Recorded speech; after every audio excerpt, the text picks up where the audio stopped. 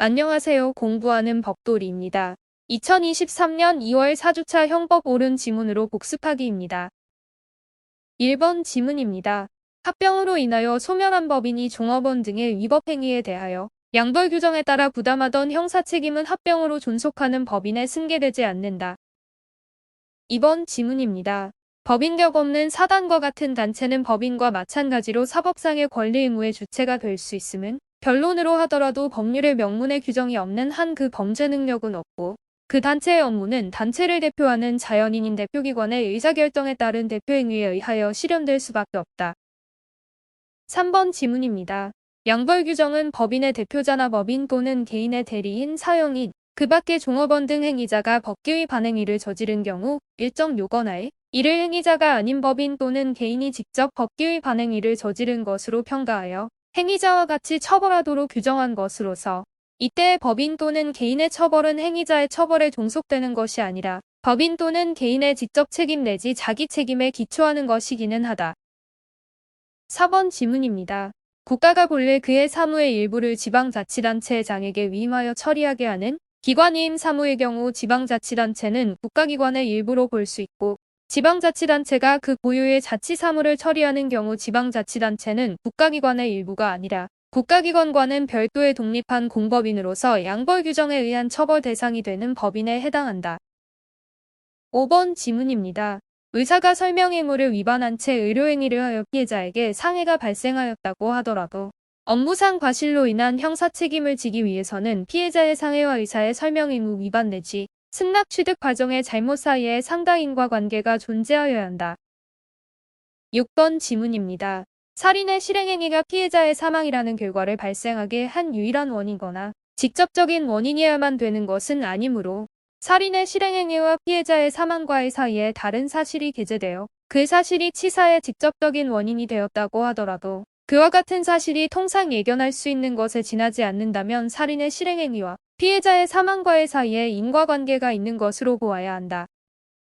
7번 지문입니다. 폭행 또는 협박으로 타인의 재물을 강취하려는 행위와 이에 극도의 흥분을 느끼고 공포심에 사로잡혀 이를 피하려다 상해에 이르게 된 사실과는 상당 인과관계가 있다 할 것이고 이 경우 강취 행위자가 상해의 결과의 발생을 예견할 수 있었다면 이를 강도치상죄로 다스릴 수 있다. 8번 지문입니다. 피고인이 칼로 찌른 행위가 피해자를 사망하게 한 직접적 원인은 아니었다 하더라도 이로부터 발생된 다른 간접적 원인이 결합되어 사망의 결과를 발생하게 한 경우 그 행위와 사망 간에는 인과관계가 있다. 9번 지문입니다. 고의의 인식 대상은 객관적 구성 요건에 해당하는 사실을 말하고 친족상도례가 적용되는 범죄에 있어서 친족관계는 객관적 처벌 조건이므로 고의의 인식 대상이 아니다. 그리고 특수폭행죄에 있어서 위험한 물건을 휴대한다는 사실은 행위수단인데 행위수단은 객관적 구성 요건 요소이므로 고의의 인식 대상이다. 10번 지문입니다. 국헌문란의 목적은 범죄 성립을 위하여 고의 외에 요구되는 초과주관적 위법 요소로서 엄격한 증명사항에 속하나 확정적 인식임을 요하지 아니하며 다만 미필적 인식이 있으면 족하다. 11번 지문입니다. 방조범에서 요구되는 정범 등의 고의는 정범에 의하여 실현되는 범죄의 구체적 내용을 인식해야 하는 것은 아니고 미필적 인식이나 예견으로 충분하다. 12번 지문입니다.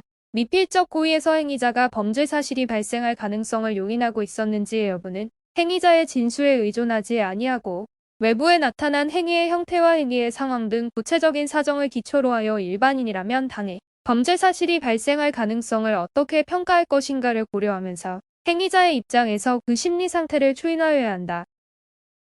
13번 지문입니다. 갑이 상해의 고의로 A를 향해 흉기를 휘둘렀으나 빗나가는 바람에 옆에 서 있는 B를 찔러 다치게 한 경우 법정적 부합설에 따르면 법제 사실의 고의기수가 인정되므로 갑은 B에 대한 상해죄가 성립한다. 14번 지문입니다.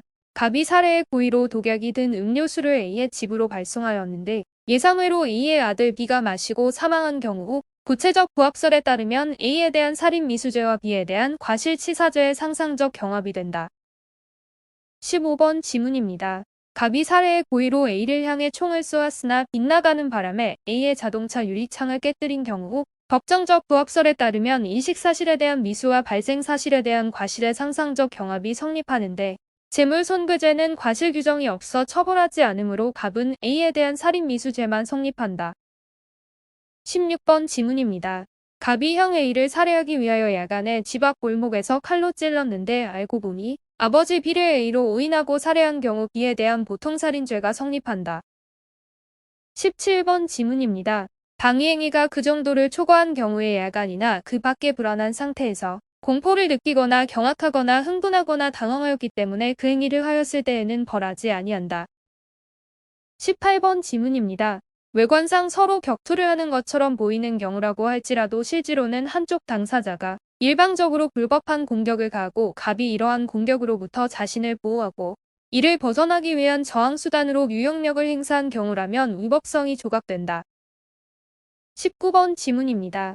검사가 참고인 조사를 받는 줄 알고 검찰청에 잦은 출석한 변호사 갑의 사무실 사무장을 합리적 근거 없이 긴급 체포하자 갑이 이를 제지하는 과정에서 검사에게 상해를 가한 경우 정당방위에 해당한다. 20번 지문입니다. 갑이 피해자와 공모하여 교통사고를 가장하여 보험금을 편취할 목적으로 피해자에게 상해를 가하였다면 피해자의 승낙이 있었다고 하더라도 갑의 행위가 피해자의 승낙에 의하여 위법성이 조각된다고 할 수 없다. 오늘 준비한 내용은 여기까지입니다. 마지막으로 여러분의 구독과 좋아요는 큰 힘이 됩니다. 공부하는 벅돌이었습니다. 감사합니다.